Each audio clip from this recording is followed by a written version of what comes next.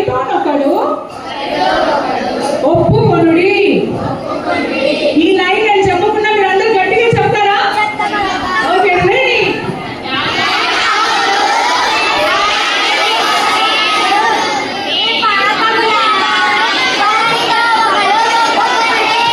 Okay మరి next line నేర్చుకుందామా?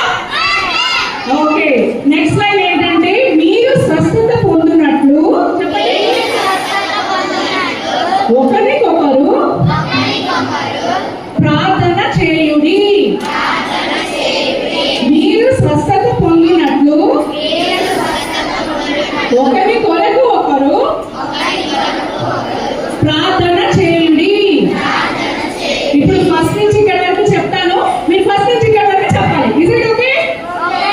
Action నాకు చేసినట్టు కనిపించట్లేదు, యాక్షన్ చేయండి, నాకు కనిపించాలి. Okay okay. యాకోబు 5:16 మీ పాపములను ఒకరితోనొకరు ఒప్పుకొనుడి. మీరు స్వస్థత పొందినట్లు ఒకరి కొరకు ఒకరు ప్రార్థన చేయుడి. ఇది చెప్తామా ఇక్కడ వరకు? రెడీ? 1 2 3 స్టార్ట్.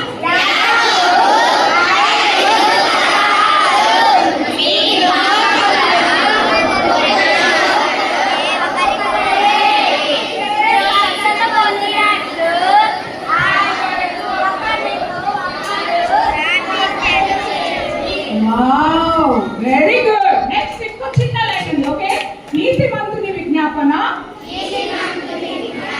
మనపూర్వకమైనదై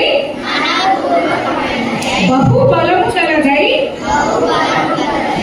ఉండును. నీతిమంతుని విజ్ఞాపన మనపూర్వకమైనదై బహు బలము కలదై ఉండును. వాక్యం పెద్దగుందా చిన్నగుందా? ఈజీగా టఫ్గుందా? ఓకే మళ్ళీ ఒకసారి చెప్తాను, గట్టిగా చెప్పేసేయండి. ఓకే యాకోబు 5:16 మీ పాపములను ఒకరితోనొకడు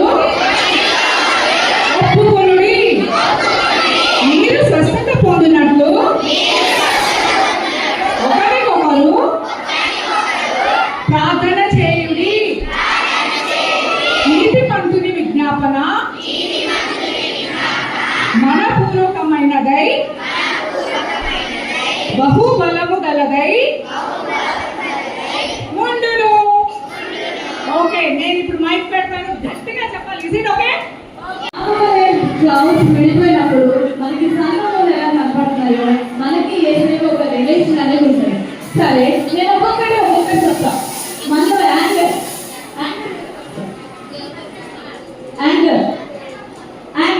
అదే ఎంత మంది మన కార్టూన్స్ చూసి వాళ్ళగా వీళ్ళగా ఉండి ఈగలాగా అని చెప్పి మన పక్కన కొడతాము, అవునా కదా? సో ఈ రోజు నుంచి యాంగర్ అనే మబ్బు, యాంగర్ అనే పాపము, యాంగర్ అనే కాలం హృదయంలో ఉండకూడదు.